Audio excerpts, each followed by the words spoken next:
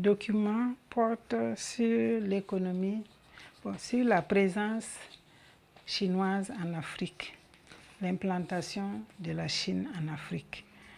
Je m'en vais vous lire le document. À mesure que la Chine développe son initiative de la ceinture et de la route, Belt and Road Initiative, ou BRI, le continent africain se trouve au cœur de ses intérêts.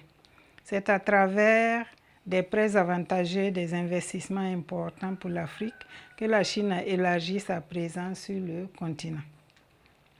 La Chine ne pose a priori pas de conditions sur des questions liées à la politique interne, la gouvernance locale ou encore à la stabilité macroéconomique du pays récipiendaire.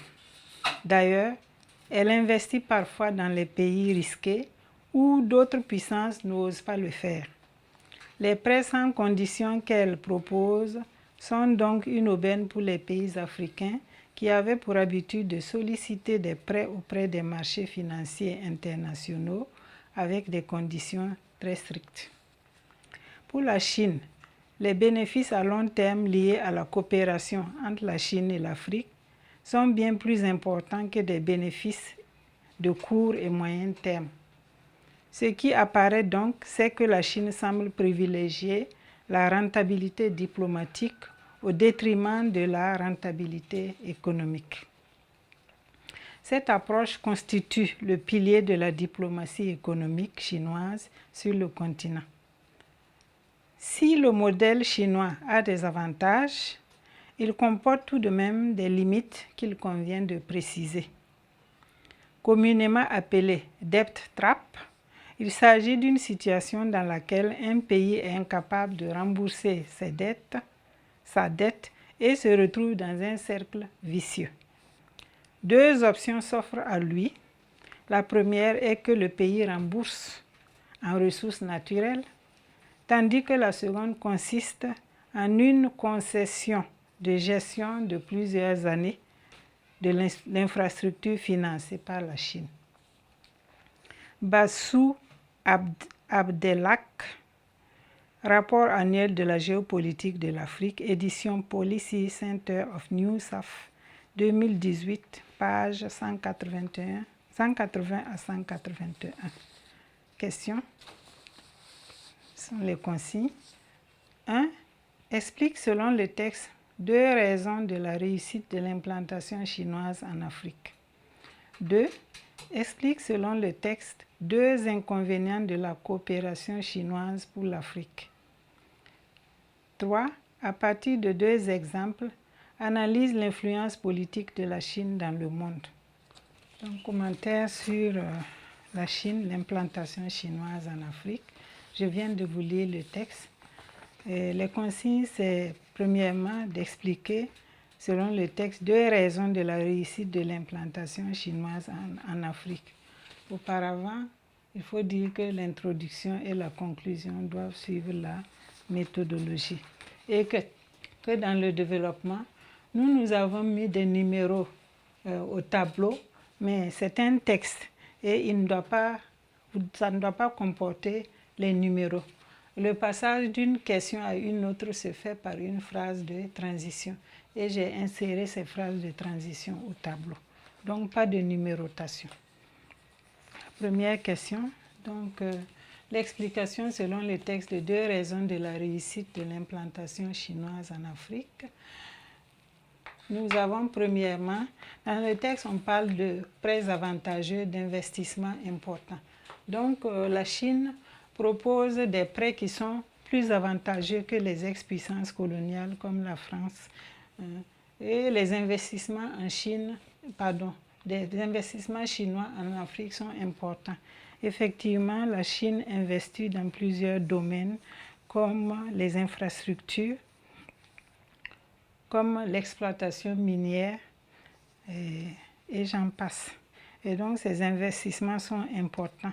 Et selon un responsable de la Banque mondiale, la Chine investit en Afrique en moyenne 50 milliards de dollars par an, ce qui est énorme.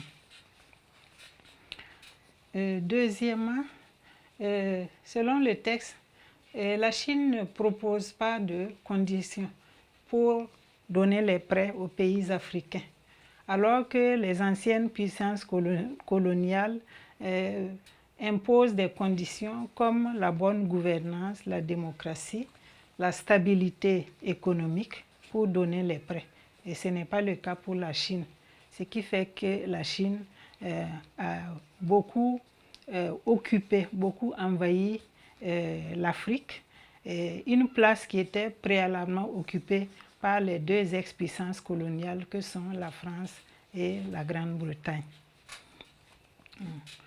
Donc, cette implantation chinoise en Afrique a des inconvénients. Et dans la deuxième question, il est demandé d'expliquer deux inconvénients de la coopération chinoise pour l'Afrique. Les inconvénients sont nombreux, mais nous allons expliquer deux inconvénients qui sont dans le texte d'ailleurs. Il s'agit de l'endettement continu des pays africains. Donc, ce sont des prêts, ça veut dire qu'il faut rembourser. Et même si les taux d'intérêt sont moindres, il faut les rembourser, ce qui fait que les pays africains sont continuellement endettés. Le deuxième inconvénient, c'est que les pays africains, comme ils n'ont pas de liquidité pour rembourser, la Chine propose deux modalités de remboursement.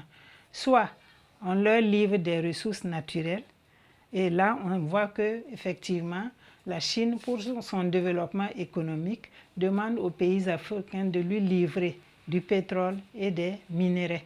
Il y a des pays africains comme la Zambie, le Zimbabwe qui livrent beaucoup de minerais, la République démocratique du Congo et j'en passe, qui livrent des minerais à la Chine. Il y a aussi le pétrole africain que la Chine importe pour pouvoir continuer son ascension industrielle.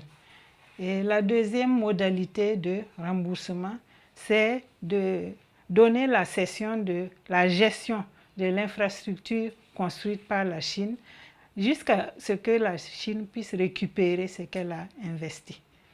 Donc tout ça, c'est des inconvénients. Ça veut dire que le pays récipiendaire doit attendre que la Chine récupère ce qu'elle a financé pour pouvoir profiter de l'infrastructure, des bénéfices engrangés par l'infrastructure, ce qui peut mettre du temps à long terme. C'est quelque chose à long terme. La troisième question, à partir de deux exemples, analyse l'influence politique de la Chine dans le monde. Donc, à travers sa présence en Afrique, la Chine influence l'Afrique de plusieurs manières.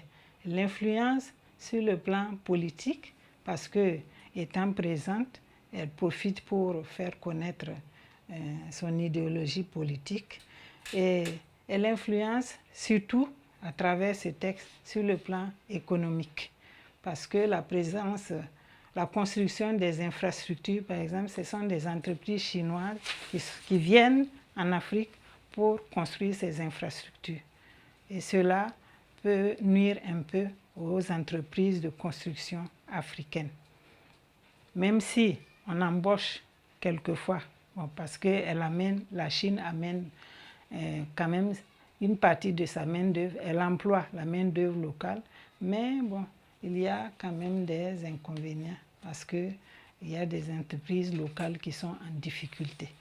Donc, nous allons ici analyser l'influence politique de la Chine dans le monde. Cette influence de la Chine dans le monde se fait sur plusieurs plans, sur le plan politique, sur le plan diplomatique, sur le plan économique, mais nous allons y analyser ici l'influence politique de la Chine dans le monde. La première manifestation de cette puissance politique, c'est que la Chine, c'est la première puissance communiste du monde depuis et l'effondrement du bloc de l'Est en 1991. Donc ça veut dire que la Chine profite de sa présence dans les différentes régions du monde pour influencer politiquement par son idéologie. Deuxièmement, la présence, par sa présence dans les organisations internationales, elle pèse sur les décisions. Comme exemple, nous avons le Conseil de sécurité de l'Organisation des Nations Unies où la Chine a un droit de veto. Et nous savons que le droit de veto donne la possibilité au pays qui le détient de bloquer une décision qui ne va pas à son avantage. Il y a aussi la présence de la Chine au sein de l'Organisation mondiale du commerce OMC et la présence de la Chine dans le groupe des G20, les 20 plus grandes puissances mondiales. Voilà. Donc, nous sommes au terme de ce commentaire et la conclusion aussi respecte la méthodologie. Merci beaucoup pour cette écoute sur l'évaluation par rapport aux deux grandes puissances mondiales.